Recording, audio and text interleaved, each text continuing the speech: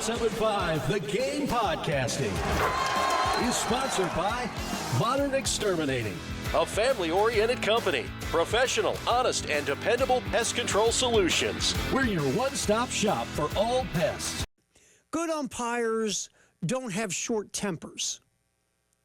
The best umpire in the world is this guy. When you leave the game, you go, who was that umpire? I didn't even think about him. It's like he wasn't even there. That's a good umpire. Invisible. Does his job, goes home. But we didn't have that at the College World Series. Now, is that why Coastal lost? No. LSU, to me, is just a better team. Coastal hung in there. Now, could having your coach for 9 innings could have made a difference? Maybe. I don't know. Nobody ever will know the answer to that. But at the end of the day, none of this should have happened because a good umpire, even though he has the power of the rule behind him, understands context and has some common sense and logic. Keegan Bradley wins this tournament. He won. It's the second time in 3 years. He won the tournament. And Bradley, his kid was in the stands on the grandstand at the 18th. And so Tommy Fleetwood, who has never won on the PGA Tour, has the lead by a stroke going to 18. Keegan Bradley's kid is in the grandstand going, talking about Fleetwood, he's got a bogey. He's got a bogey. And, of course, Fleetwood bogeys.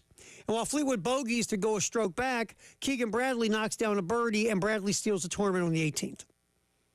And Fleetwood, once again, has no W's in his PGA Tour career, while Keegan Bradley comes from behind and gets himself a win.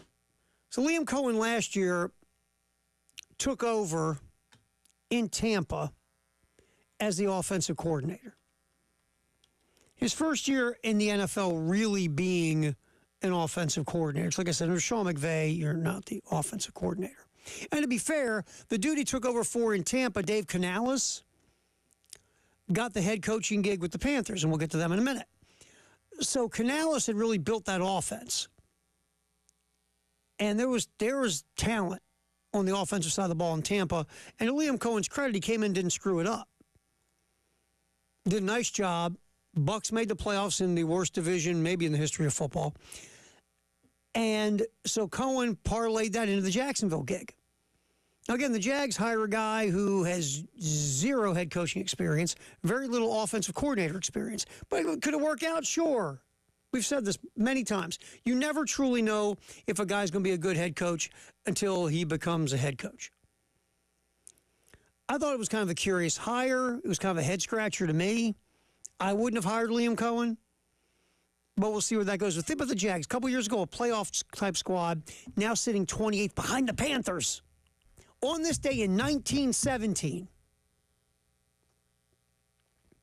Ernie Shore of the Boston Red Sox comes in relief for some pitcher named Babe Ruth, whatever happened to him. So Shore comes in to relieve Babe Ruth with nobody out and a man on first. The runner on first gets thrown out stealing. That's one out. Ernie Shore then retires the next 26 hitters in order. How about that? And Boston wins 4-0.